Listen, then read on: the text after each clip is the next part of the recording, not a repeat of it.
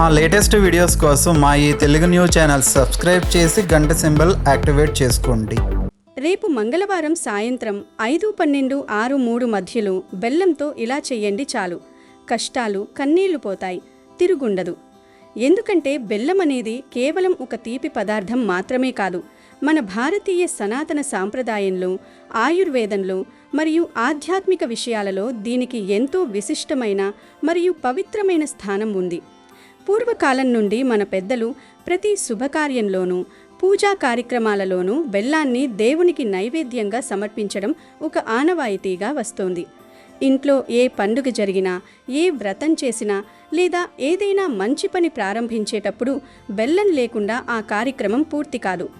పాతకాలంలో ఎవరైనా శుభకార్యానికి వెళుతున్నా లేదా సుదూర ప్రయాణాలకు వెళుతున్నా కాస్త బెల్లం ముక్క, మంచినీళ్లు ఇచ్చి పంపించేవారు. దీనికి కారణం ఆరోగ్యపరంగా చూసుకుంటే బెల్లం రక్తాన్ని శుద్ధి చేస్తుంది, జీర్ణక్రియను మెరుగుపరుస్తుంది మరియు శరీరానికి తక్షణ శక్తినిస్తుంది. అయితే ఆధ్యాత్మికంగా, జ్యోతిష్య శాస్త్రపరంగా చూస్తే బెల్లం సాక్షాత్తు శ్రీ మహాలక్ష్మీదేవి స్వరూపంగా భావిస్తారు. అలాగే నవగ్రహాలలో కుజగ్రహానికి, సూర్య భగవానుడికి కూడా బెల్లం అత్యంత ప్రీతిపాత్రమైనది. దేవుడికి బెల్లం నివేదన చేయడం వల్ల గ్రహదోషాలు, ముఖ్యంగా కుజదోషాలు తొలగిపోయి ఇంటికి అంతులేని శుభం కలుగుతుందని పండితులు చెబుతుంటారు. ఇంట్లో ఏదైనా నెగిటివ్ ఎనర్జీ ఉన్నా లేదా ఏవైనా వాస్తు దోషాలు ఉన్నా కూడా బెల్లంతో చేసే పరిహారాలు అద్భుతంగా తక్షణమే పనిచేస్తాయి. సృష్టిలోని అత్యంత మధురమైన వస్తువులలో ఒకటైన ఈ బెల్లం మన జీవితంలోని కష్టాలనే చేదును పూర్తిగా తొలగించి ఆనందం అనే తీపిని నింపుతుంది. అందుకే పూజ గదిలో ఒక చిన్న బెల్లం ముక్కైనా ప్రతిరోజు ఉంచడం వల్ల ఇంట్లో సానుకూల శక్తి, అంటే పాజిటివ్ ఎనర్జీ అపారంగా పెరుగుతుంది. అయితే రేపు రాబోయే మంగళవారం రోజు సాయంత్రం ఒక ప్రత్యేకమైన సమయంలో ఈ బెల్లంతో ఒక చిన్న పరిహారం చేస్తే చాలు. మీ జీవితంలో ఎంతటి కష్టాలు ఉన్నా, ఎన్ని బాధలు, సమస్యలు మిమ్మల్ని చుట్టుముట్టినా, మీ కన్నీళ్లు, కడగండ్లు మరియు పూర్వజన్మ కర్మలు అన్నీ కూడా పటాపంచలు అయిపోతాయి. నేటి సమాజంలో చాలామంది ఆర్థికంగా ఎన్నో ఇబ్బందులు పడుతూ ఉంటారు. రాత్రింబవళ్ళు ఎంత కష్టపడినా చేతిలో చిల్లి గవ్వ కూడా మిగలకపోవడం, అనుకోని ఖర్చులు రావడం, తీసుకున్న అప్పులకు వడ్డీలు కట్టలేక అప్పుల బాధలు పెరిగిపోవడం, తాము చేస్తున్న వృత్తి వ్యాపారాలలో తీవ్రమైన నష్టాలు రావడం వంటి ఎన్నో సమస్యలతో నిత్యం సతమతమవుతూ ఉంటారు. అలాంటి దీర్ఘకాలిక ధన సమస్యలన్నీ కూడా ఈ పరిహారం వల్ల శాశ్వతంగా దూరమవుతాయి. మంగళవారం నాడు ఈ బెల్లం పరిహారం చేయడం వల్ల ధనపరంగా కూడా మీకు అద్భుతంగా కలిసొస్తుంది. అదృష్టం మీ తలుపు తడుతుంది. సాక్షాత్తు ఆ శ్రీ మహాలక్ష్మి కటాక్షం మీకు పుష్కలంగా లభిస్తుంది. మీ మీద ఉన్న ఎటువంటి చెడు దృష్టి అయినా సరే, అంటే నరఘూష, కనుదిష్టి, ఇరుగు పొరుగు వారి ఏరుపు లాంటివి అన్నీ కూడా వెంటనే తొలగిపోయి మీ జీవితం ఒక సరికొత్త మలుపు తిరుగుతుంది. మరింతకీ మంగళవారం రోజు బెల్లంతో ఖచ్చితంగా ఏ పరిహారం చేయాలి, దానిని ఎలా చేయాలి, ఏ సమయంలో చేయాలి, దీని వెనుక ఉన్న రహస్యం ఏమిటి అనే పూర్తి వివరాలను ఈ వీడియోలో మనం సవివరంగా తెలుసుకుందాం. ముందుగా ఒక పవిత్ర కథను విందాం. ఫ్రెండ్స్, అంతకన్నా ముందు దయచేసి ఈ వీడియోకి ఒక లైక్ కొట్టి, అలాగే కింద ఉన్న కమెంట్ సెక్షన్లో ఓం శ్రీ ధనలక్ష్మీదేవ్యై నమః అని భక్తి శ్రద్ధలతో కమెంట్ చేయండి. అనగనగా కృష్ణాపురం అనే ఒక అందమైన పచ్చని గ్రామం. ఆ గ్రామం చుట్టూ పచ్చని పొలాలు, ఎత్తైన చెట్లు, స్వచ్ఛమైన గాలి ఎంతో ప్రశాంతంగా ఉండేవి. ఆ ఊరి చివరన ఒక పాతకాలం నాటి పూరి గుడిసెలు సీతమ్మ అనే ఒక ముసలావిడ ఒంటరిగా నివసిస్తూ ఉండేది. ఆమె భర్త ఎప్పుడో కాలం చేశాడు. అప్పటి నుండి ఆ పాత గుడిసె ఆమెకు ప్రాణంగా మారింది. ఆమెకు ఆస్తిపాస్తులు అంటూ ఏమీ లేవు. రోజులు గడవడం కూడా చాలా కష్టంగా ఉండేది. చుట్టుపక్కల వారు దయతో ఏమైనా పెడితే తిని ఆ భగవంతుడిని స్మరించుకుంటూ తన చివరి రోజుల కోసం ఎదురు చూస్తూ కాలం వెళ్లదీసేది. ఆ గుడిసె, దాని చుట్టూ ఉన్న ఆ కొద్దిపాటి స్థలమే ఆమెకు మిగిలిన ఏకైక ఆధారం. ఒకరోజు సాయంత్రం వేళ సూర్యుడు అస్తమిస్తున్న సమయాన సీతమ్మ తన గుడిసె ముందు ఉన్న అరుగు మీద అత్యంత దీనంగా కూర్చొని తన గతాన్ని నెమరు వేసుకుంటోంది. సరిగ్గా అదే సమయానికి ఆ ఊరిలో పేరు మోసిన వడ్డీ వ్యాపారి రామదాసు, అతని భార్య కాంతమ్మ దర్జాగా అటుగా నడుచుకుంటూ వచ్చారు. రామదాసు పరమ పిసినారి, అలాగే మహా క్రూరుడు కూడా. ఊర్లో ఎవరికి కష్టం వచ్చినా అప్పు ఇచ్చి తర్వాత వారి రక్తం పీల్చే రకం. కాంతమ్మ కూడా భర్తకు ఏమాత్రం తీసిపోని గయ్యాలి భార్య. సీతమ్మను చూడగానే కాంతమ్మ ముఖం అసహ్యంగా చిట్లించుకుంది. ఏమండి, ఇటు చూడండి, ఈ ముసలిది ఇంకా ఈ పాడుబడిన గుడిసెను పట్టుకుని వేలాడుతూనే ఉంది. ఎప్పుడు ఖాళీ చేస్తుందో, ఈ దరిద్రం మనకు ఎప్పుడు వదులుతుందో ఏమో అని తన భర్తతో కటువుగా అంది.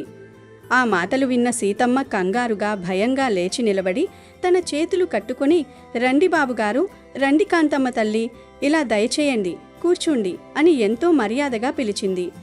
దానికి రామదాసు కోపంగా, రావడానికి పోవడానికి కూర్చోవడానికి ఇదేమైనా నీ సొంత ఇల్లా? నా ఇల్లే కదా, నా స్థలంలో నువ్వు దర్జాగా ఉంటున్నావు. నీ మొగుడు బ్రతికున్నప్పుడు నా దగ్గర తీసుకున్న అప్పుకు ఈ స్థలం గుడిసే తాకట్టు పెట్టాడు. వడ్డీ, దానిమీద చక్రవడ్డీ అన్నీ కలిపి ఈ పాటికి ఈ జాగ నా సొంతమైపోయింది. రేపు ఉదయానికల్లా ఈ గుడిసెను పూర్తిగా ఖాళీ చేసి ఎక్కడికైనా వెళ్ళిపో. ఇక్కడ మేమొక పెద్ద బంగళా కట్టుకోవాలని ప్లాన్ చేస్తున్నాము. ఇక నీ నాటకాలు నా దగ్గర సాగవు అని కఠినంగా అన్నాడు. ఆ మాటలు వినగానే సీతమ్మ కళ్ళలో నీళ్లు సుడిలు తిరిగాయి. అయ్యా, నేను పండు ముసలిదానిని. ఈ వయసులో నన్ను ఇలా వీధిన పడేసి బయటకు గెంటేస్తే నేను ఎక్కడికి పోగలను? ఈ చలికి గాలికి తట్టుకోలేక ఎక్కడో దిక్కులేని చావు చస్తాను. నా భర్త ఎంతో ఇష్టంగా తన చేతులతో కట్టిన ఈ గుడిసెలోనే నా ప్రాణం పోవాలని నా ఆశబాబు. దయచేసి నన్నిక్కడ ఉండనివ్వండి, మీకు పుణ్యం ఉంటుంది అని 2 చేతులు జోడించి బ్రతిమిలాడింది. దానికి కాంతమ్మ వెటకారంగా పగలబడి నవ్వింది. నువ్వు చస్తే మాకేంటి? నువ్వు బ్రతికినా చచ్చినా మాకు అనవసరం. మాకు మా స్థలం కావాలి. మర్యాదగా రేపు ఉదయం ఖాళీ చేయి, లేదంటే మా పనివాళ్లను పిలిపించి నిన్ను నీ పాత సామాన్లను బయటకు విసిరేయిస్తాను అని దారుణంగా బెదిరించింది. అప్పుడు సీతమ్మ తన మనసులో ఒక అద్భుతమైన పథకం ఆలోచించింది.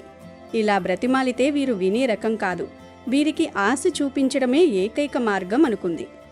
బాబుగారు, కాంతమ్మ తల్లి, మీరన్నదే నిజం. ఎలాగూ నేను పోయే కాలం దగ్గర పడింది. నేను చనిపోయాక ఈ స్థలమంతా మీకే చెందుతుంది కదా. పైగా నా గురించి, నా భర్త దాచిన ఒక అద్భుతం గురించి మీకొక పెద్ద రహస్యం చెప్పాలి. ఎవరైనా బయట వింటారేమో, దయచేసి లోపలికి రండి అని అత్యంత గుసగుసగా రహస్యంగా చెప్పింది. రహస్యమనగానే రామదాసు దంపతులకు చెవులు నిక్కబుడుచుకున్నాయి. ఏదో డబ్బు వ్యవహారమై ఉంటుందని అత్యంత ఆశపడి ముక్కు మూసుకుంటూ ఆ చీకటి గుడిసెలోకి అడుగుపెట్టారు. ఏంటి, త్వరగా చెప్పు, ఇక్కడ చెడు వాసన వస్తోంది, కంపు కొడుతోంది అన్నాడు రామదాసు చాలా చిరాకుగా. సీతమ్మ ఒక మూల ఉన్న ఒక పాత చెక్కపెట్టిని చూపిస్తూ, బాబుగారు, నా భర్త చనిపోయే ముందు నా చేతిలో చెయ్యి వేసి ఒక మాట చెప్పాడు. మనం పేదవాళ్లం కాదు సీత, రాజుల్లా బ్రతికాల్సిన వాళ్ళం. కానీ నా తలరాత ఇంతే, మనం అనుభవించలేకపోయాం. ఇదిగో ఈ పెట్టి మన తాతల ముత్తాతల నాటిది. ఇందులో మన 7 తరాలకు సరిపడా అపారమైన సంపద, ఎన్నో బంగారు నాణాలు, విలువైన వజ్రాలు, వైడూర్యాలు ఉన్నాయని చెప్పాడు అని అత్యంత నమ్మకంగా అంది. ఆ మాట వినగానే రామదాసు కాంతమ్మలు ఒక్కసారిగా ఉలిక్కిపడ్డారు. వారి కళ్లలో అత్యాశ స్పష్టంగా కనిపించింది. ఏంటి సంపద? ఈ ముసలిదానికి నిజంగానే మతిపోయి పిచ్చిపిచ్చిగా మాట్లాడుతున్నట్లుంది. ఈ పెట్టెలో ఏముంటాయి? మహా అయితే బూజు పట్టిన పాత చిరిగిన బట్టలు తప్ప అని కాంతమ్మ కుట్టిపారేసే ప్రయత్నం చేసింది. కానీ సీతమ్మ మరింత నమ్మకంగా, లేదు తల్లి, నా భర్త మీద ఒట్టు, ఆ దేవుడి మీద ఒట్టు. కానీ నా భర్త నా మీద ఒక కఠినమైన ఒట్టు వేయించుకున్నాడు. నేను బ్రతికి ఉన్నంతకాలం ఈ పెట్టెను ఎట్టి పరిస్థితుల్లోనూ తెరవకూడదని. నా ప్రాణం పోయిన మరుక్షణం ఈ పెట్టెను ఎవరైతే తెరుస్తారో, ఎవరైతే నా కర్మకాండలు అత్యంత భక్తి శ్రద్ధలతో చేస్తారో, ఎవరైతే నన్ను చివరి రోజుల్లో తమ సొంత తల్లిలా బాగా చూసుకుంటారో వాళ్ళకి ఈ అపారమైన సంపదంతా చెందుతుందని ఆయన మాట తీసుకున్నారు. నాకంటూ ఈ లోకంలో ఎవరూ లేరు బాబు, మీరే నాకు దిక్కు. నేను పోయిన తర్వాత మీరే నాకు తలకొరివి పెట్టాలి. ఈ సంపదంతా మీరే తీసుకోవాలి అని అత్యంత అమాయకంగా కన్నీరు కారుస్తూ నటించింది. బంగారం, వజ్రాలు అనగానే రామదాసు కళ్ళు విపరీతంగా మెరిశాయి. అతనిలోని దురాశ కట్టలు తెంచుకుంది. కాంతమ్మ కూడా వెంటనే తన గొంతు మార్చి అత్యంత ఆప్యాయంగా, అయ్యో సీతమ్మత్త, ఎంత మంచి మొగుడు నీకు! నువ్వు నిజంగా దేవతవి అత్త. నువ్వు మాకు పరాయిదానివి కాదు, మా కన్న తల్లి లాంటి దానివి. నువ్వేం దిగులు పడకు, మేముండిగా నీకేంటి లోటు? నువ్వీ పాడుబడిన గుడిసి ఖాళీ చేయనక్కర్లేదు. రేపటి నుండి నువ్వు మా ఇంటికే భోజనానికి వచ్చేయి అని బ్రతిమాలడం మొదలుపెట్టింది. వద్దు తల్లి, నా భర్త జ్ఞాపకాలు ఉన్న ఈ గుడిసెలు వదిలి నేను రాలేను. నా కడుపుకు కాస్త గంజి పోస్తే చాలు, నేనిక్కడే పడి ఉంటాను అని సీతమ్మ తగ్గట్టుగా మాట్లాడింది. గంజేంటి అత్తా, నువ్వలా మాట్లాడకూడదు. రేపటి నుండి 3 పూటలా నెయ్యి వేసిన పంచభక్ష్య పరమాన్నాలు నీకోసం మా ఇంటి నుండే వస్తాయి. నువ్వు హాయిగా తిని ఆ భగవంతుడి ధ్యానంలో ప్రశాంతంగా ఉండు అని చెప్పి రామదాసు దంపతులు అత్యంత సంతోషంగా తమ ఇంటికి బయలుదేరారు. దారిలో వారు ఆ పెట్టెలోని ఆస్తి గురించి మురిసిపోతూ ఆ ముసరిది మహా అయితే ఇంకో 5-6 నెలలు బ్రతుకుతుందని, అప్పటిదాకా దానికి సేవలు చేస్తే ఆ పెట్టెలో ఉన్న వజ్రాలన్నీ తమ సొంతమవుతాయని పగటి కలలు కన్నారు. మరుసటి రోజు ఉదయం నుండి సీతమ్మ దినచర్య పూర్తిగా మారిపోయింది. ఉదయాన్నే వేడివేడి ఇడ్లీలు, వడలు, మధ్యాహ్నం నెయ్యి వేసిన అన్నం, పప్పు, రకరకాల కూరలు, సాయంత్రం తీపి పదార్థాలు, పండ్లు కాంతమ్మ స్వయంగా తన చేతులతో తెచ్చి ఇచ్చేది. పాత చీరలు కట్టుకుంటుందని చెప్పి కొత్త పట్టు చీరలు కూడా తెచ్చి ఇచ్చారు. ఊరి జనమంతా ఈ వింత చూసి నూరెళ్లబెడ్డపేరారు.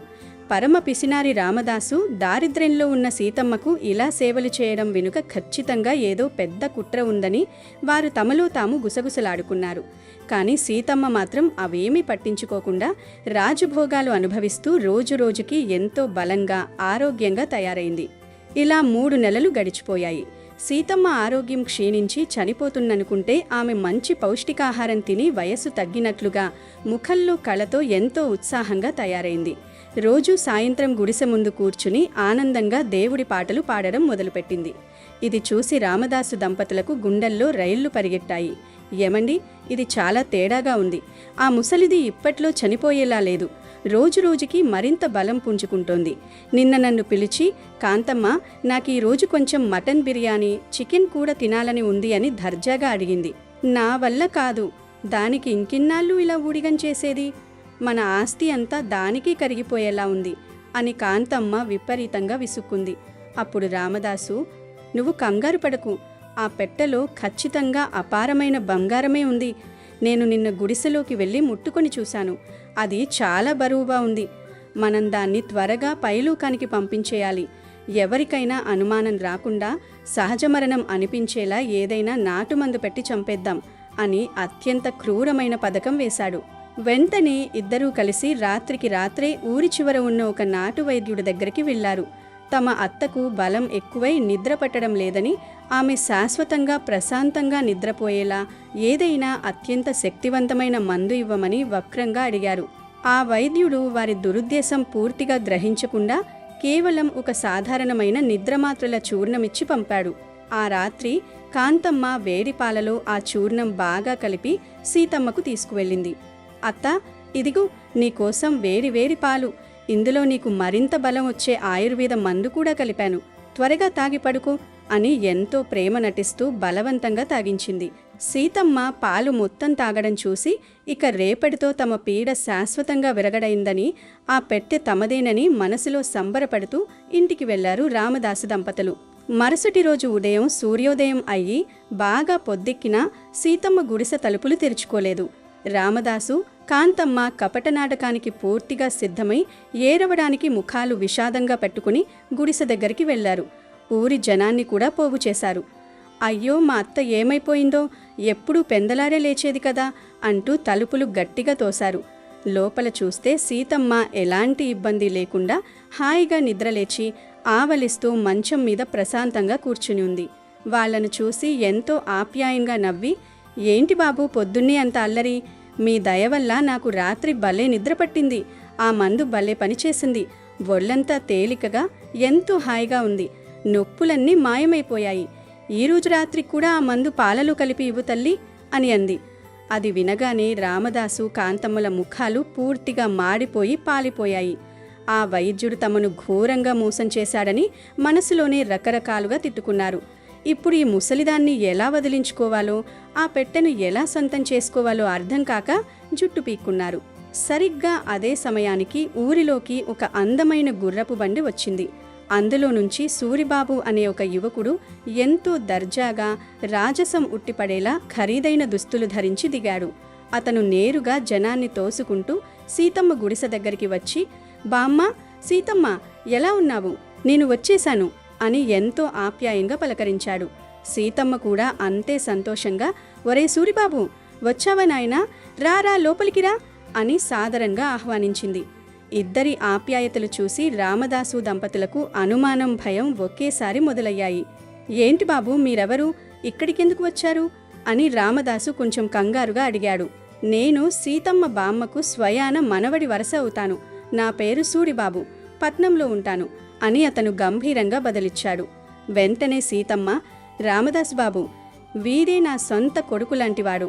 నా భర్త భద్రంగా పెట్టిన ఆ సంపద పెట్టే వీడికే ఇవ్వమని చనిపోయే ముందు చెప్పాడు. నా ఆస్తి అంతా వీడికే చెందుతుంది. మీరు నాకు చేసిన సేవలకు దేవుడు చల్లని దీవెనలు ఇస్తాడు అని పెద్ద బాంబు పేల్చింది. ఆ మాట వినగానే రామదాసు, కాంతమ్మలకు గుండె ఆగినంత పనయింది. అదేంటి? అబద్ధం, మోసం! ఆ పెట్టె మాకి ఇస్తానని నువ్వు మాట ఇచ్చావు. 6 నెలలుగా మేము నీకు పెట్టిన పంచభక్ష పరమాన్నాలు, చేసిన సేవలు అన్నీ ఆ పెట్టె కోసమే కదా. అందులో సగం వాటా మాకివ్వాల్సిందే, లేదంటే ఊర్లో పెద్దల ముందు పంచాయతీ పెడతాం అని పెద్ద గొడవకు దిగారు. సూరిబాబు బిగ్గరగా నవ్వి, అలాగే, పంచాయతీ ఎందుకు? ఊరందరి ముందే ఆ పెట్టెలో ఏమున్నో చూద్దాం. అప్పుడు ఎవరి వాటా ఎంతో తేలిపోతుంది. బామ్మ, ఆ పెట్టె తాళమివ్వు. ఊరి జనమంతా ఎంతో ఆసక్తిగా గుడిసె ముందు మూగారు. రామదాసు దంపతులు గుండెలు అరచేతిలో పెట్టుకుని ఆత్రంగా ఎదురుచూస్తుండగా సూరిబాబు ఆ పాత ఇనుప పెట్టెను తెరిచాడు. అందులో బంగారు నాణాలు, వజ్రాలకు బదులుగా కొన్ని పాత రాగి నాణాలు, తుప్పుపట్టిన ఇనుప వస్తువులు, మట్టితో నిండిన చిన్న కుండ, ఒక పాత తాళపత్రం మాత్రమే ఉన్నాయి.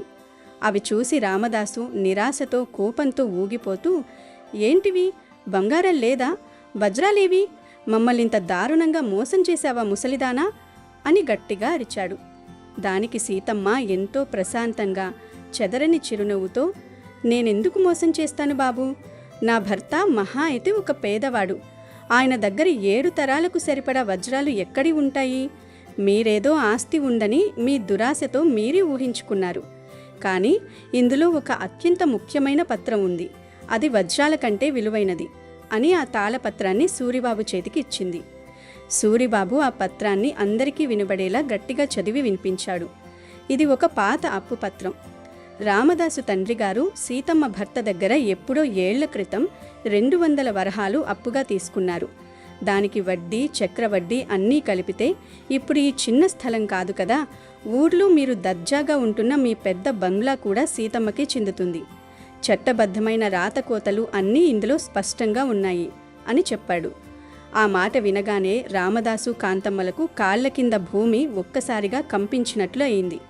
తాము ఆడిన నాటకం, చేసిన మోసం తమకి ఘోరంగా ఎదురు తిరిగిందని గ్రహించారు. ఆస్తి కోసం అనవసరంగా ఆశపడి ఈ 6 నెలలు ఎంతో ఖర్చు పెట్టి ఆ ముసలిదానికి సేవలు చేశామని ఇప్పుడు తమ సొంత ఇల్లే పోయే పరిస్థితి వచ్చిందని తలబాదుకున్నారు. అయ్యో సీతమ్మత్త, మేము బుద్ధి లేక, దయలేక, తెలియక తప్పు చేశాం. ఆ పత్రం దయచేసి చింపేయండి. మేమిక ఈ గుడిసె జోలికి, మీ జోలికి ఎప్పటికీ రాము అని కాళ్ల మీద పడి బతిమిలాడి ఊరి జనం ముందు అవమానంతో తలదించుకొని అక్కడి నుండి పరుగున పారిపోయారు. ఊరి జనమంతా వారి దురాశకు తగిన శాస్తి జరిగిందని సంతోషంగా నవ్వుకుంటూ తమ ఇళ్లకు వెళ్ళిపోయారు. రామదాసు దంపతులు వెళ్ళిపోగానే సూరిబాబు, సీతమ్మ ఒకరినొకరు చూసుకుని పగలబడి నవ్వారు. నిజానికి సూరిబాబు సీతమ్మకు ఎలాంటి బంధువు కాదు. ఆమె ఆడిన నాటకంలో ఆమెకు సహాయం చేయడానికి పక్క ఊరి నుండి వచ్చిన ఒక పేద నాటక కళాకారుడు. ఆ పాత పెట్టెలో ఉన్న పత్రం కూడా సీతమ్మ తన తెలివితేటలతో సృష్టించిన ఒక నకిలీ పత్రమే. ఏ బలం లేని ఒక ముసలావిడ తన అద్భుతమైన బుద్ధి బలంతో ఊర్లు అందరినీ భయపెట్టే వడ్డీ వ్యాపారిని గడగడలాడించి తన ఇంటిని కాపాడుకోవడమే కాకుండా తన దురాశకు తగిన గుణపాఠం చెప్పింది. ఆశ మనిషిని ఎలా ఆడిస్తుందో బుద్ధిబలం ముందు ఆస్తిపాస్తులు, గర్వం కూడా తలవంచక తప్పదు అని ఈ సంఘటన నిరూపించింది. మనిషికి అసలైన సంపద పెట్టెల్లో ఉండదు, వారి మెదడులో, ఆలోచన విధానంలో ఉంటుందని సీతమ్మ నిరూపించింది. ఆ తర్వాత సీతమ్మ సూరిబాబుకి కొంత డబ్బు ఇచ్చి సంతోషంగా సాగనంపి ఆ గుడిసెలోనే ఎంతో ప్రశాంతంగా తన శేష జీవితాన్ని గడిపింది. ఇక వీడియోలోకి వస్తే, మంగళవారం రోజు ఏ పరిహారాలు చేయాలో తెలుసుకునే ముందు అసలు మంగళవారం రోజు ఎలాంటి పనులు పొరపాటును కూడా చేయకూడదో తెలుసుకోవడం ఎంతో ముఖ్యం. ముందుగా మంగళవారం రోజున ఎట్టి పరిస్థితిలోనూ ఎవరికి చేబదులుగా గాని, వడ్డీకి గాని అప్పు ఇవ్వకూడదు. అలాగే ఎవరి దగ్గర ఎటువంటి అప్పు తీసుకోకూడదు. ఈరోజు మీ చేతుల మీదుగా ఎవరికైనా అప్పు ఇస్తే ఆ డబ్బు మళ్ళీ తిరిగి మీ చేతికి రావడం చాలా కష్టమవుతుంది. అది అక్కడే ఆగిపోతుంది. అలాగే ఈరోజు మీరు ఎవరి దగ్గరైనా అప్పు తీసుకుంటే ఆ అప్పును తీర్చలేక జీవితకాలం అప్పుల ఊబిలో కూరుకుపోయే అత్యంత ప్రమాదకరమైన పరిస్థితి ఏర్పడుతుంది. కాబట్టి ఆర్థిక లావాదేవీలకు, ముఖ్యంగా అప్పులు ఇవ్వడానికి, తీసుకోవడానికి మంగళవారం ఏమాత్రం మంచిది కాదు. అలాగే మంగళవారం రోజు మార్కెట్ నుండి లేదా దుకాణం నుండి ఎండుమిరపకాయలు అస్సలు కొనుగోలు చేయకూడదు. ఎండుమిరపకాయలు ఉగ్రతకు, కోపానికి, వేడికి సంకేతం. వాటిని మంగళవారం ఇంటికి తీసుకురావడం వల్ల ఇంట్లో కుటుంబ సభ్యుల మధ్య అకారణంగా గొడవలు రావడం, భార్యాభర్తల మధ్య మనస్పర్ధలు రావడం, ప్రశాంతత లోపించడం ఖచ్చితంగా జరుగుతాయి. ఇంకా మంగళవారం రోజు ఎర్రటి రంగులో ఉండే కూరగాయలు అంటే ముఖ్యంగా టమోటాలు, ఎర్ర క్యాప్సికం లాంటివి కొత్తలా కొనుగోలు చేయకూడదు. అలాగే వాటిని వండుకుని తినకూడదు. ఎర్రటి కందిపప్పును లేదా ఎర్ర మసూర్ దాలను, మామూలు కందిపప్పును కూడా ఈరోజు కొనడం, తినడం నిషిద్ధం. ఈరోజు ఈ వస్తువులను కొని తినడం వల్ల మీ జాతకంలో కుజదోషం ప్రభావం పెరిగి ఇంట్లో అనవసరమైన కలహాలు, అశాంతి మరియు రక్త సంబంధమైన అనారోగ్య సమస్యలు, ప్రమాదాలు జరిగే అవకాశం మెండుగా ఉంది. కాబట్టి వీటిని మంగళవారం నాడు తప్పనిసరిగా నివారించాలి. అదేవిధంగా మంగళవారం రోజు జుట్టు కత్తిరించుకోవడం, గోర్లు కత్తిరించుకోవడం, మగవారు షేవింగ్ అంటే క్షవరం చేసుకోవడం లాంటి పనులు ఎట్టి పరిస్థితుల్లోనూ చేయకూడదు. ఇలా చేయడం వల్ల ఇంట్లో ఉన్న లక్ష్మీదేవికి తీవ్రమైన ఆగ్రహం వస్తుందని, తద్వారా ఇంట్లోకి దరిద్రం, పేదరికం ప్రవేశిస్తుందని మన పెద్దలు చెబుతారు. ఇది కేవలం దరిద్రాన్ని మాత్రమే కాదు, మనిషి ఆయుర్దాయాన్ని కూడా తగ్గిస్తుంది. వీటితో పాటుగా మంగళవారం నాడు ఇనుము లేదా ఇనుముతో చేసిన వస్తువులు, వ్యవసాయ పనిముట్లు కొనుగోలు చేయకూడదు. కత్తులు, కత్తెరలు, బ్లేడ్లు, సూదులు లాంటి పదునైన వస్తువులు కూడా కొనకూడదు. మంగళవారం రోజు మాంసాహారం తినడం, మద్యం సేవించడం లాంటి వ్యసనాలను పూర్తిగా మానేయాలి. ఈరోజు ఇంట్లో వాదోపవాదాలకు దిగకూడదు. ముఖ్యంగా ఇంట్లోని ఆడవారిని పరుష పదజాలంతో దూషించకూడదు. వారి కంట కన్నీరు పెట్టించకూడదు. ఆడవారు కన్నీరు పెట్టిన ఇల్లు ఎప్పటికీ బాగుపడదు. మంగళవారం రోజు దూర ప్రయాణాలు కూడా వీలైనంత వరకు పెట్టుకోకపోవడం మంచిది. ముఖ్యంగా ఉత్తర దిశగా ప్రయాణం అస్సలు చేయకూడదు. కొత్తగా ఇల్లు కట్టడం ప్రారంభించడం, భూమి పూజలు, శంకుస్థాపనలు చేయడం లాంటివి కూడా ఈ రోజున ఏమాత్రం చేయకూడదు. ఈ నియమాలను తూచా తప్పకుండా పాటిస్తూ దైవ చింతనతో ఉంటే మీ జీవితంలో ఎటువంటి ఆటంకాలు ఎదురుకావు. ఇప్పుడు రేపు మంగళవారం నాడు సాయంత్రం చేయాల్సిన ఆ అత్యంత శక్తివంతమైన మరియు అద్భుతమైన పరిహారం గురించి వివరంగా తెలుసుకుందాం. ఈ పరిహారాన్ని ఎప్పుడు పడితే అప్పుడు కాకుండా ఖచ్చితంగా ఈ నిర్దిష్ట సమయంలోనే చేయాలి. అప్పుడే దీని పూర్తి ఫలితం మీకు దక్కుతుంది. రేపు సాయంత్రం సరిగ్గా 5:12 నుండి 6:03 మధ్యలో మాత్రమే ఈ పరిహారం చేయాలి. ఈ సమయం అనేది నెగిటివ్ ఎనర్జీని పారద్రోలి విశ్వం నుండి పాజిటివ్ ఎనర్జీని ఆహ్వానించడానికి అత్యంత అనుకూలమైన, శక్తివంతమైన ముహూర్తం. ఈ సమయంలో మీ ఇంట్లో ఒక ప్రశాంతమైన ప్రదేశంలో కూర్చోండి. ముఖం, కాళ్ళు, చేతులు శుభ్రంగా కడుక్కొని ఇష్టదైవాన్ని ప్రార్థించండి. ముందుగా ఒక చిన్న తెల్లటి కాగితం తీసుకోండి. అందులో ఎటువంటి రాతలు లేని ఒక స్వచ్ఛమైన, శుభ్రమైన పేపర్ అయితే మరీ మంచిది. ఆ పేపర్ మధ్యలో ఒక చిన్న బెల్లం ముక్క అంటే ఒక బెల్లం కుందిని ఉంచండి. బెల్లం ఎప్పుడూ స్వచ్ఛమైనదిగా, ఎటువంటి మలినాలు, మురికి లేనిదిగా చూసుకోండి. ఆ బెల్లం కుండి మీద మీరు వంటగదిలో పోపుల పెట్టెలో వాడే ఆవాలు అంటే నల్ల ఆవాలు కొద్దిగా ఒక చిటికెడు వేయండి. ఆవాలు నరఘోషను, చెడు దృష్టిని, దుష్ట శక్తులను బంధించి తొలగించడంలో బ్రహ్మాస్త్రంలా పనిచేస్తాయి. ఆ కాగితంలో బెల్లం ముక్క, ఆవాలు వేసిన తర్వాత అందులోనే సరిగ్గా లెక్కపెట్టి 7 నల్ల మిరియాలు వేయండి. మిరియాలు అనేది మన చుట్టూ ఉన్న దుష్ట శక్తులను, నకారాత్మక శక్తులను పారద్రోలడంలో మరియు శత్రుబాధలను నివారించడంలో ఎంతో అద్భుతంగా పనిచేస్తాయి. 7 సంఖ్య అనేది ఎంతో పవిత్రమైనది కాబట్టి ఖచ్చితంగా 7 మిరియాలు మాత్రమే తీసుకోండి. పైన కొంచెం కుంకుమ కూడా వేసేసి ఇప్పుడు ఆ కాగితాన్ని బయటికి ఏమీ పడిపోకుండా జాగ్రత్తగా ఒక చిన్న పొట్లంలా మడవండి. ఈ బెల్లం పొట్లాన్ని మీ కుడి చేతిలో గట్టిగా పట్టుకోండి. మీ ఇంట్లో తూర్పు దిశగా లేదా ఉత్తర దిశగా తిరిగి నిలబడి కళ్ళు మూసుకొని మీ కుల దైవాన్ని లేదా మీకు ఇష్టమైన దైవాన్ని మనస్ఫూర్తిగా స్మరించుకోండి. మీ మనసులో ఉన్న కష్టాలు, అప్పుల బాధలు, అనారోగ్య సమస్యలన్నీ పూర్తిగా తొలగిపోవాలని గట్టిగా కోరుకోండి. ఆ తర్వాత ఆ పొట్లంతో మీకు మీరే ఎవరి సహాయం లేకుండా దిష్టి తీసుకోవాలి. తలపై భాగం నుండి అరికాళ్ల వరకు గడియారం తిరిగే దిశలో అంటే క్లాక్ వైజ్లో 3 సార్లు లేదా 7 సార్లు నిదానంగా దిష్టి తీసుకోవాలి. ఇలా మీకు మీరే దిష్టి తీసుకోవడం వల్ల మీ శరీరానికి అంటిపెట్టుకొని ఉన్న దరిద్రం, మీ అదృష్టాన్ని అడ్డుకుంటున్న కర్మదోషాలు, మీ మీద ఇతరులు పడిన ఏడుపు, కనుదిష్టి లాంటివన్నీ కూడా ఆ బెల్లం, ఆవాలు, మిరియాలు ఉన్న పొట్లంలోకి పూర్తిగా ఆకర్షించబడతాయి. దిష్టి తీసుకున్న వెంటనే ఎవరితోనూ మాట్లాడకుండా ఆ పొట్లాన్ని తీసుకుని ఇంట్లో ఎక్కడా కింద పెట్టకుండా నేరుగా బయటికి వెళ్ళిపోవాలి. రోడ్డు మీద ఎవరూ తొక్కని ప్రదేశంలో ఒక పక్కగా ఎవరికీ అడ్డు లేకుండా ఆ పొట్లాన్ని పారేయండి. దానిని చెత్త కుండీలో గాని లేదా మురికి కాలువలో గాని వేయవద్దు. కేవలం మట్టి ఉన్న ప్రదేశంలో లేదా ఒక చెట్టు కింద రోడ్డుకి పక్కగా వేయండి. ఆ పొట్లాన్ని కింద పడేసిన తర్వాత వెనక్కి తిరిగి చూడకుండా నేరుగా ఇంటికి వచ్చేయాలి. ఇంటికి రాగానే కాళ్ళు చేతులు శుభ్రంగా కడుక్కొని కొద్దిగా నీళ్లు నెత్తిమీద చల్లుకొని మీ ఇష్టదైవానికి నమస్కారం చేసుకోండి. ఈ చిన్న పరిహారం చేసిన మరుక్షణం నుండే మీలో ఒక కొత్త సానుకూల శక్తి ప్రవేశిస్తుంది. ఇలా మంగళవారం రోజు చెప్పిన సమయానికి కనుక భక్తి శ్రద్ధలతో చేస్తే మీ కష్టాలు, మీ కన్నీళ్లు అన్నీ మంచులా కరిగిపోతాయి. ఏళ్ల తరబడి పీడిస్తున్న పితృదోషాలు, నవగ్రహ దోషాలు, పూర్వజన్మ కర్మలు పూర్తిగా తొలగిపోయి జీవితంలో ఉన్నత స్థాయికి చేరుకుంటారు. మీ ఇంట్లో ఆగిపోయిన పనులన్నీ నిర్విఘ్నంగా పూర్తవుతాయి. ఊహించని విధంగా ధనలాభం అపారంగా కలుగుతుంది. అష్టైశ్వర్యాలు సిద్ధిస్తాయి. వ్యాపారంలో లాభాలు వస్తాయి. ఉద్యోగంలో ఆటంకాలు తొలగిపోతాయి. మీరు ఏ పని చేసినా అందులో అఖండ విజయం వరిస్తుంది. మీరు పట్టిందల్లా బంగారంలా మారుతుంది. ఇక మీ జీవితానికి తిరుగుండదు. నిత్యం సంతోషంతో, సిరి సంపదలతో మీ కుటుంబం వర్ధిల్లుతుంది. అమెజాన్లో బెస్ట్ డిస్కౌంట్స్ కోసం వీడియో డిస్క్రిప్షన్లో లింకు ఉంది, చూడండి. అలాగే మా టెలిగ్రామ్ ఛానల్ సబ్స్క్రైబ్ చేసుకోండి.